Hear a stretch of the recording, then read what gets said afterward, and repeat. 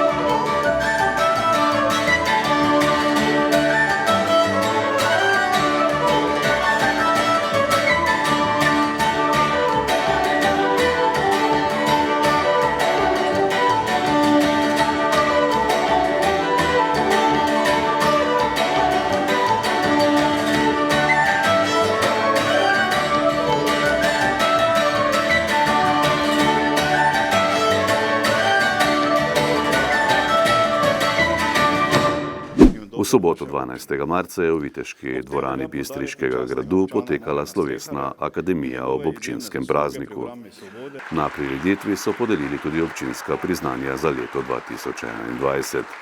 Naziv častni občan občine Slovenska Bistrica so posthumno podelili Marjanu Streharju za izjemne zasluge pri obrambi svobode in uveljavljanju suverenosti Republike Slovenije ter aktivno delovanje v veteranskih in domoljubnih organizacijah. Listino občine je prejel Norbert Jedlovčnik za zavzeto in angažirano delo na pedagoškem in družbenem področju in popularizacijo čebelarstva na Bistriškem. Dobitniki priznanj občine Slovenska Bistrica pa so Delavsko-prosvetno društvo Svoboda Pragersko za kulturno dejavnost in vtkanost v zgodovino kraja ter občine, Marjan Babič za dolgoletno prizadevanje pri ohranjanju tehniške kulturne dediščine in Ivan Konrad Trajkovič za vrhunske dosežke na področju športa. Slavnostni govornik na akademiji je bil župan občine Slovenska Bistrica dr. Ivan Žagar. Kulturni program pa je izvedla glasbena šola Slovenska Bistrica. Celotni posnetek slovesne akademije v občinskem prazniku si boste lahko na Studiu Bistrica pogledali ta četrtek ter v soboto in v nedeljo.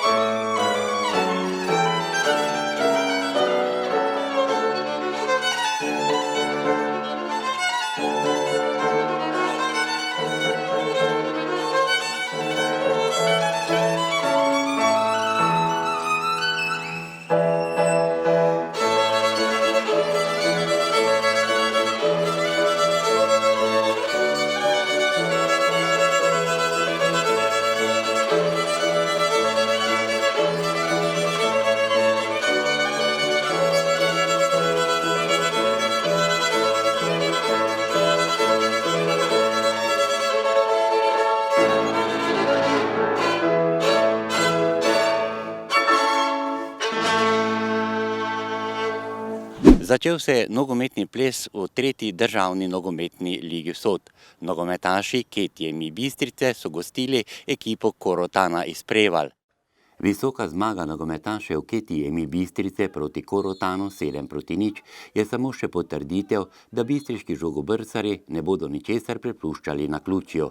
Nove 3 prvenstvene točke so jih pripeljale še bliže cilju, to je drugoligaški Druščini. Sedaj drugovrščeni ekipi Dravograda 11 krogov pred koncem prvenstva bežijo za velikih 12 točk. Pa zdaj tisti, ki bi rekel, da ne razmišlja o tem, po moje laže. Tudi mi smo drugo leto imeli, ker moraš gledati naprej, tudi mi smo imeli že določene načrte za drugo ligo, tudi zdaj jih imamo, ne bomo bežali od tega. Ja, računamo s tem, da gremo v drugo ligo, zato smo se tudi pripravljali in imamo plan. Igrali smo dosti proti drugoligašom, tako da vemo približno, kaj nas tam čaka in vemo, kje še moramo kaj dodati. In tako da jaz mislim, da smo na pravi poti. Prvo ime uvodne tekme spomladanskega dela je prav gotovo 3-kratni strelec Rok Ferčič. Najprej je okroglo usnje v mrežo potisnil v 32 minuti prvega polčasa za vodstvo 1-0. Svoj drugi zadetek je dosegel v 57 minuti, ko je domače popeljal v vodstvo 4-0. Hat-trik na tekmi pa je potrdil v 62 minuti za domače vodstvo s 5-0. V tekmo smo šli tako, kot je treba. Vedeli smo, kaj nas čaka. Vedeli smo, da nasprotnik ni lahek. Prva tekma je, tako da smo šli na polno, tako kot je treba. Moji zadetki pa, kaj naj rečem, delo na treningih, nič drugega. Varovanci trenerja Simona Dvoršaka so dobro zadevali tudi iz kazenskega strela 11 metrov. Prvo je za vodstvo v tekmi z 2-0 realiziral povratnik v bistriško 11-terico Žan Kovačič. Drugo pa je v 75 minuti v gol za 7-0 spremenil Gal Dvoršak. Med strelce sta se na tekmi upisala tudi novinec v domači ekipi Luka Lovenjak in to strelom 16 metrov. Z glavo pa je nasprotnega vratarja Aljaža Videvšeka ugnal kreator bistriške obrambne vrste Lan Vidmar. Ni samo zmaga, ampak tudi obrambo smo ohranili nulo, kar je naša najbolj pomembna naloga te tekme. Tekma je bila seveda sprva težka, ampak nasprotnika smo hitro umirili z hitrimi zadetki in mirno tekmo pripeljali do konca. Ekipa Bistrice je napram jesenskemu delu prvenstva doživela tudi igralske spremembe, ki pa so prinesle kar veliko dodatnega dela. Pa dobili smo 3 nove igralce. Vedno, ko ti nekdo odide, je neko pol leta nekega dela vrženega v stran. Ker ti določeni avtomatizmi, ki jih pač želimo ustvarjati v sami igri, ni to tako enostavno. In vedno ti nekdo zmanjka. Ker tudi tiste lanske ekipe, če bi lahko še 3 igralce zadržal, bi to bilo pa zdaj že res ena vrhunska zadeva. In potem moraš na novo postavljati, ampak ti, kaj so pa prišli, pa absolutno Kovačiča že poznamo. Luka Lovenjak je super igralec, super karakter, ki paše v našo ekipo zelo. Tako da mislim, da smo dobili kar kvalitetne igralce. Velika točkovna prednost pred zasledovalci pa med našimi nogometaši ne povzroča prevelike evforije. Mi ne gledamo na to, mi gremo samo dalje, tekmo po tekmo in tako naprej. To se ne smemo zdaj obremenjevati na točke, mi moramo samo ostati mirni v glavi, trenirati, si želeti zmag in mislim, da bo zmage prišle same. V soboto bo na območju občin Slovenska Bistrica, Oplotnica, Poljčane, Makole in Rače Fram pod sloganom Preden trava ozeleni, počistimo svoj kraj potekala letošnja akcija čiščenja okolja. Akcijo so na novinarski konferenci podrobneje predstavili direktor družbe Maksimilijan Tramšek, vodja urejanja javnih površin in koordinator sobotne akcije Modest Motaln ter vodja enote za ravnanje z odpadki Urša Fišer. Letos je odziv akcije večji kot lani. Imamo okoli 3000 udeležencev prijavljenih, od tega je 1700 samo otrok iz šol. Pobirali bomo smeti na 50 lokacijah, poslali bomo na teren 6 smetarskih vozil in pa še vseh ostalih vozil, tako da skupno nekje 14 vozil, ki bojo pobirali smeti že v soboto. Zdaj, kaj se šol tiče, bojo večinoma akcijo izvedli že v petek v okviru šole. Ostali pa vsi KS-i, občine, razna turistična društva, ki so se prijavili, bojo pa izvedli akcijo v soboto 19. Razdelili bomo za akcijo okoli 3500 parov rokavic in pa 4000 vrečk, ki se bodo delile na vrečke za mešano komunalno embalažo in za vse ostale odpadke. Teda bomo to tudi ločeno pobirali, ker bi radi spodbudili ljudje, da že, ko pobiramo odpadke, da jih že takrat ločujemo. Akcija ni namenjena zbiranju nekih kosovnih odpadkov, da bi zdaj občani, krajani nekako čistili svoja skladišča, čistili svoje odvečne odpadke, ki so se skozi leto nabrali. To lahko vedno pripeljejo na naš zbirni center, lahko naročijo si odvoz teh kosovnih odpadkov na klic, ker mi to izvajamo tudi na klic po gospodinstvih, v večstanovanjskih zgradbah pa mi tako peljemo akcijo zbiranja teh kosovnih odpadkov, ki je tudi naprej predvidena. Zato res apeliram, da to akcija ni temu namenjena, da akcija namenjena zgolj smetenju, ki se je pojavilo skozi ta čas v naravi. V galeriji Grad v Slovenski Bistrici so v četrtek 17. marca odprli razstavo z naslovom Vedute, podobe krajev in gradov med Pohorjem in Bočem.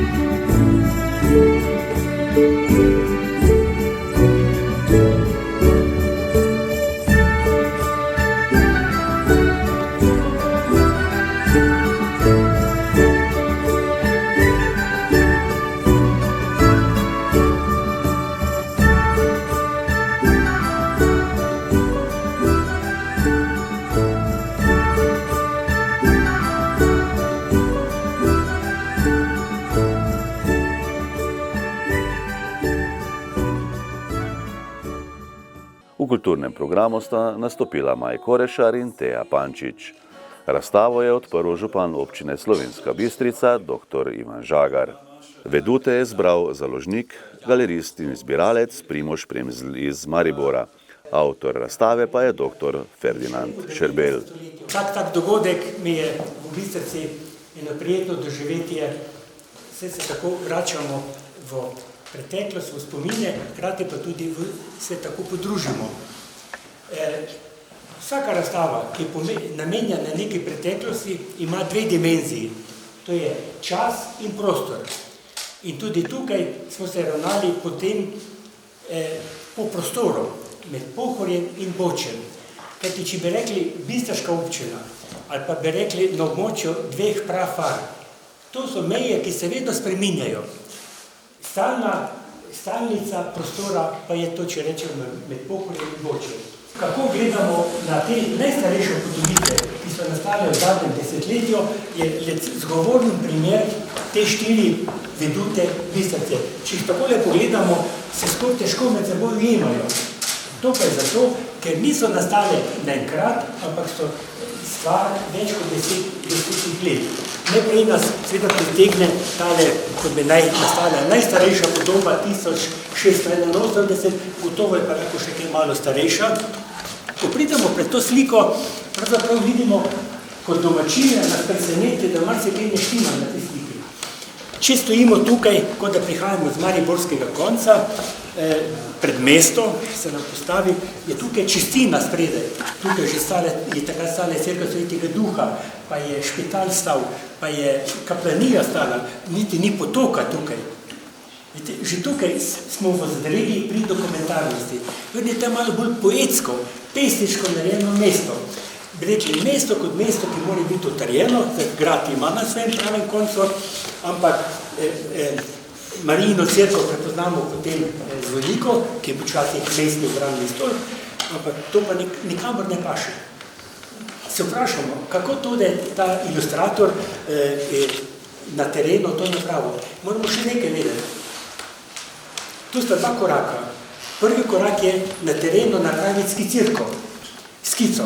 Ta skica potem piše v bakrorezno delavnico. Zdaj ni nujno, da to isti mojster napravil. Celo manj možnosti.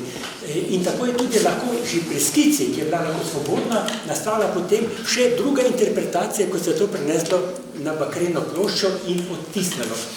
Tako da rečemo, to je bolj emblem Bistrice kot nekega mesta, utrjenega z obzidjem. No, že več nekaj realnosti se nam potem pokaže na tej podobi. Vidimo tukaj Graslov stolp, park z obzidjem, to je vse jasno.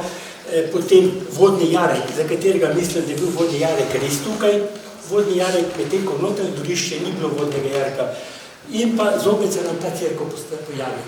Lahko, da v teh bakroreznih delavnicah, ki gre za istega založnika, da je tam, da je ko je trost tole delo, lahko je uporabil staro podobo. In on je zaupal te stare podobi, če še tukaj cerkev not, je potem tudi tukaj nastala cerkev, ki bi z tega drugega kota kvečemo lahko videli samo Marijino cerkev. Potem nas prezave med bistriškimi vedutami, ali lahko rečemo med štajerskimi vedutami, takšna najbolj slikovita, iz ptičje perspektive, grad, kakršnega poznamo danes, kajti to podobno je grad dobil sredi 17. stoletja. Pomeni, v tem času, ko je tole nastalo, 1681, je že gradilo tole podobo. Pomeni, odkot je to risar prevzel, zopet Oganka. No, pa tukaj vidimo razkošen ta grad, ki so ga Fetri in potem pa v glavnem prezidali, veliko dvorišče, prazno, tukaj potem pristava, kasneje nastala. Zopet tukaj imamo tudi čistino, kar zopet ni logično. Zopet ti slika se bo malo več prenovili, kako bo šlo hitro. Vete, če se že tukaj omenja v Bistrici, že v začetku 15. stoletja Noj gase, potem so možne hiše, tukaj jih ni. Zato, ker risarja ali bakrorezca ni zanimalo to, ker on je samo napisal Burg und der Stadt Feistritz. Risar je zanimalo to, zato to izpustil. Potem seveda ta park se seveda vprašamo, ali drži to le.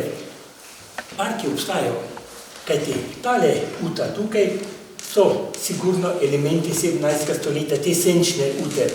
To je pa lahko slikar malo po takratni modi oblikoval ta francoski tip parka. Štima pa tole obzidje, potem tudi ta vhod, potem hlevi, tukaj so biti znana konjušnica. Atems je kasneje bil glavno konjušnico v Bistrici in pogledajte, jo poznamo, vse štima, ampak ta obzidje gre ob tej strani gor. In ta hiša, kot bi lahko rekli, danes mi rečemo v državni Egerhaus, stari hiši, je stara ob cesti tukaj. Tako da tudi tukaj imamo nekaj svobodnega. Še več, da bi bil grad takšen, kot je tukaj, bi bil edinstven grad v Sloveniji. Kajte, gledajte, 3 nadstropja ima tukaj. V resnici ima samo 2. Gospode ni. Tako da vidimo tukaj, lahko rečemo, malo poetsko, romantično podarjeno. Odbojkarice iz Slovenske Bistrice so prepričljivo zmagale v 3. ligi Vzhod in se tako uvrstile v drugoligaško konkurenco. Odbojkarice iz Slovenske Bistrice so v 17. krogu, to je krog pred koncem prvenstva v 3. ligi Vzhod, na domačem parketu s 3-0 premagale ekipo Dravograda. S to prepričljivo zmago so samo še potrdile prvo mesto v tej ligaški konkurenci. In kaj je v tej zgodbi najpomembneje? V prihodnji sezoni bodo igrale v drugoligaški druščini. Druga liga je torej potrkala na vrata bistriške ženske odbojke. In kaj o tem uspehu dodajata prvi imeni bistriške odbojke, ki svoje znanje dokazujeta tudi v kadetskem reprezentančnem dresu Slovenije? Jaz bi rekla, da je za nami garaško leto, ker smo si res zastavili cilj, ki smo ga vse hoteli zelo doseči in mislim, da nam je to tudi uspelo. Smo vse dali, vse moči od sebe, kaj smo lahko, vsako tekmo maksimalno odigrali in mislim, da smo lahko vse zelo ponosne. V tretji ligi smo se soočali tako z dobrimi ekipami, kot pač tudi z malo slabšimi. Pri boljših ekipah se je pač videlo, da bomo mogli v drugi ligi večkrat stopiti skupaj, ko bomo v slabih trenutkih, da pač bomo premagali svoje nasprotnice. V dosedanjem poteku prvenstva so igralke trenerja Marka Pongračiča doživele samo en poraz. Žal so izgubile tekmo na domačem igrišču in to zasedbo Črne. Ja, mogoče malo smo imeli v Črni, proti Črni srečo, smo tam mi 3-2 zmagali, tukaj smo imeli, oni malo več sreče, ena točka je odločila, oni tudi že imajo drugoligaške izkušnje iz preteklih let, tako da mislim, da je rezultat za prvo leto več od odličen. Bistriške igralke so bile zelo prepričljive na odbojkarskem igrišču in kako so svojo vlogo in uspeh podoživljale same. Poglejmo, kakšen je njihov pogled na vse skupaj, kaj se je okoli njih dogajalo skozi to ligaško sezono, ki jim je navrgla tako imeniten dosežek. Ja, meni je bilo ful super, ful smo vse, mislim, da ful uživale ob igri. Pa tako je že Eva rekla, da za drugo ligo se bomo mogle ful bolj potruditi, pa v slabih trenutkih skupiti skupaj, da bo igra dobra. Si morda računala, koliko točk si dosegla v prvenstvu po posameznih nizih in kako sama podoživljaš današnjo tole trenutek druge lige? Nisem računala, samo sem pa zdi, da smo vse se ful dobro odrezale, pa meni se zdi, da smo danes tudi super odigrale, pa da smo se bolj tudi povezale v tej tretji ligi, pa da bo zdaj v drugi še boljše. In kaj je bilo zate torej najboljše na tistih treningih, ki ste jih morali obvezno opraviti, da ste lahko igrali prvenstvene tekme? Ja, da smo se trudile, pa da smo vedeli, kaj moramo narediti, da prijemo v drugo ligo, pa da smo se bolj povezali, se mi zdi pa tako. Marko Pongračič, torej trener, ali drugače povedano tudi vaš oče, odbojkarski, torej kako si ga ti podoživljala skozi prvenstvo in treninge? Jaz mislim, da je to do zdaj najboljši trener, ki nas je povezal. Vsekakor je naredil veliki vtis na nas in smo vesela, da ga imamo za trenerja. Kako se pripraviti za drugo ligaško konkurenco? Mi bomo dali vse od sebe, tudi priprave, ki nas čakajo v prihodnosti, bomo izkoristili maksimalno in mislim, da bomo treninge odigrali in tehnično, koliko lahko, in se bomo najbolj povezali, kaj gre, in vstopili v drugo ligo najbolj pripravljeno, kaj gre. Gledalci so bili tisti, ki so vam tudi pomagali, pa tudi starši so hodili na tekme, kar tudi prav. Kako si ti z očesi iz igre videla navijače? Ja, jaz sem bila večinoma celo na klopci, tako da sem imela več časa za opazovanje s tem. Jaz sem zelo hvaležna, ker se mi zdi, da so nas tudi ful spodbujali, pa smo ful boljše igrali, sploh ko so še oni dodatno nas spodbujali in mislim, da brez njih bi bile tu, ko smo, ampak težje. Koliko odrekanja pomeni torej tekmovanje v tretji ligi in treningi? Ja, v bistvu treningi so nam zavzeli veliko časa čez teden, prav tako tudi čez vikend smo bile redno zasedene, zato je bilo res naporno, ampak se mi zdi, da je bilo res vredno, da smo lahko danes tu zmagali in da pridemo v drugo ligo. Kako si doživela tisti poraz tukaj na parketu Slovenski Bistrici proti Črni, edina tekma, ko ste izgubili 2 točki, 3-2 je bilo za Črno? Ja, vedeli smo, da smo zmožne tega, zato nam je bilo to še toliko bolj težko, ker če bi se bolj skupaj stopile in bi se potrudile do konca, bi lahko zmagale, ampak tudi s tem enim porazom se mi zdi, da smo super odigrali celo ligo in bomo naslednje leto probale še boljše. Eva, še popotnica za drugo ligaško druščino? Samo gas! Druga liga, torej nov izziv in velika preizkušnja za igralke, trenerja in vodstvo kluba. Glede na to, da se druga liga naslednjo sezono zmanjša iz 10 na 8, pomeni, da jih 5 izpade in prvih 5 samo ostane, ker z prve B lige 2 izpadeta dol, Turbine, Putinci in mi pridemo gor. Kar pomeni, da bo liga izredno močna. Zdaj pa, če bi želeli ostati nekako z neko gotovostjo, bi morda morali se ukrepiti na mesto podajalcev in korektorje. Parlamentarne volitve 2022. Za poslanko državnega zbora se bo potegovala tudi Slovenjebistričanka Alenka Pušnik. Kandidatka Nove Slovenije v volilnem okraju Slovenska Bistrica se je predstavila na novinarski konferenci v ponedeljek 21. marca v prostorih gostilne pri Martinu. Sem Alenka Pušnik in sem tudi domačinka iz Slovenske Bistrice. Po poklicu sem ekonomsko-komercialni tehnik in sem zaposlena v podjetju Pekarne Strnad.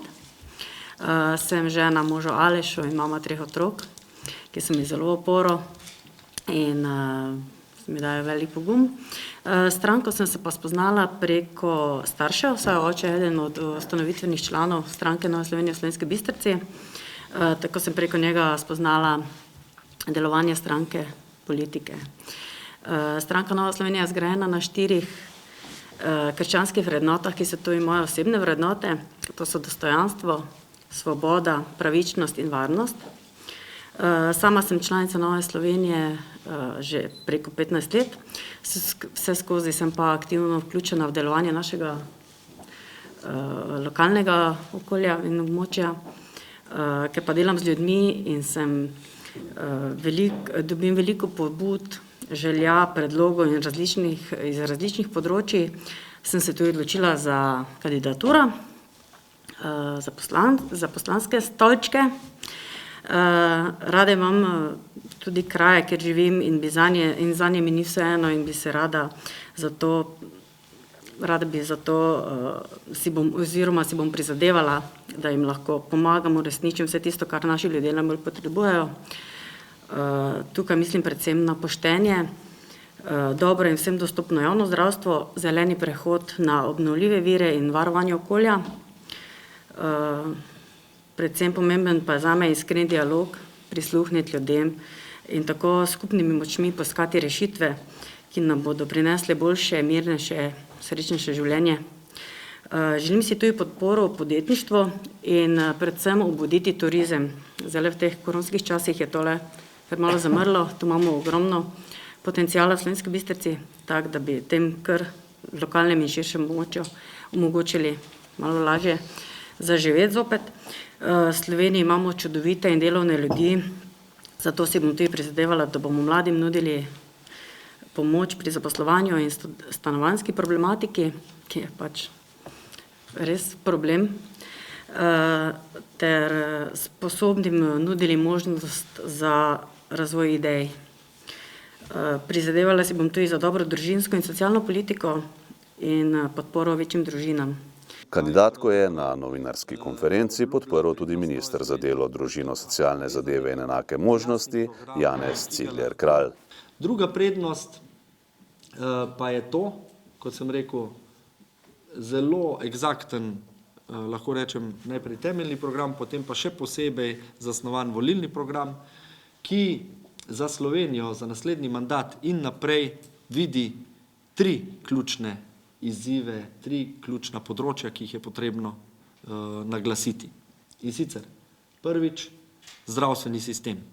V Sloveniji ob današnji organizaciji zdravstva, ob tem, da si lahko vsak preračuna, da damo mesečno kar precej denarja v zdravstveno blagajno, ko potrebujemo storitev ali pregled, diagnostiko, dobimo najprej samo pravico do čakanja. In to čakanje je v največ primerih nedopustno dolgo. Glede na to, da denarja v slovenskem zdravstvu ni malo, smo v Novi Sloveniji prepričani, da ni problem v denarju, ampak v organizaciji. In če tega ne bomo naredili, bomo še bolj izgubljali številne zelo sposobne zdravnike, predvsem mlade, ki jih Slovenija izobrazi in potem žal grejo še posebej v bližini meje na sever iskati svoje karierne priložnosti, zato ker so tam neprimerno bolje plačani in pa predvsem bolj pametno obremenjeni, da so lahko tudi njihovi potenciali na dolgi rok uporabni. Pri nas pa na primaru zdravniki izgorevajo, mladi zdravniki so nemotivirani, ker so plače prenizke in zaradi tega imamo veliko težav v zdravstvu. Da ne govorim, da je sistem naravnan tako, da ni v središču pacient oziroma uporabnik tega sistema. Druga točka, ki jo Nova Slovenija vidi, je dobro poslovno okolje. To je mišljeno v najširšem smislu. Po eni strani manj birokracije, hitri postopki, manj administracije, krajši čas do recimo odprtja podjetja, krajši čas do prejema gradbenega dovoljenja za podjetja in na drugi strani možnosti, da se bolje in bolj nagradi zaposlene. Številna podjetja bi bolj nagrajevala zaposlene, izplačevala višje plače, ampak je prevelik delež dajatev, davkov in prispevkov za državo. Tu smo v tem mandatu naredili velik korak naprej. Poslanke in poslanci so pred kratkim potrdili zakon o dohodnini. Eno izmed ključnih zavez Nove Slovenije, višje neto plače za vse, so s tem izpolnjene in v prihodnjih 3 letih boste lahko vsak na svoji plačilni listi videli, kolikšnemu delu davka se je država odpovedala in boste lahko to uporabili vsi prejemniki, vsi zaposleni za svoje namene. Mi pa na to gledamo v Novi Sloveniji kot na investicijo v bolj zadovoljne delavce, v bolj odprto gospodarstvo in nenazadnje odgovarjamo tudi na te težave na trgu dela, ki so, sicer veliko pomanjkanje kadrov. In še tretji steber, pomladitev Slovenije, več veselja do življenja. Torej odgovoriti na ključne izzive mladih, ko se postavljajo na svoje noge, ko začenjajo svojo življenjsko pot. Vemo, da mlad človek potrebuje vsaj 3 predpogoje, da se lahko odloči za družino, in sicer eno varno zaposlitev, eno dostojno stanovanje in pa, lahko rečem temu, družini, otrokom naklonjeno družbo. Parlamentarne volitve 2022.